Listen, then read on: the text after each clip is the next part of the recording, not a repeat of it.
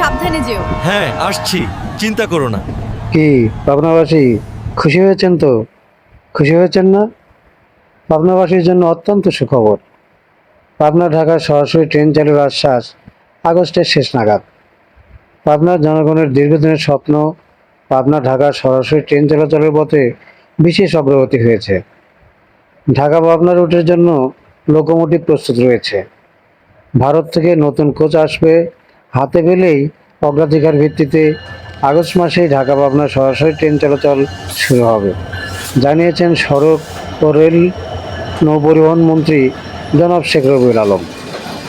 ট্রেনটি পাবনা, টেবুনিয়া, দাসুরিয়া, মাঝগ্রাম, ঈশ্বরদী, চাটমোহর, বড়াল ব্রিজ, টাঙ্গাইল, জয়দেবপুর বিমানবন্দর হয়ে ঢাকা কমলাপুর স্টেশনে পৌঁছাবে।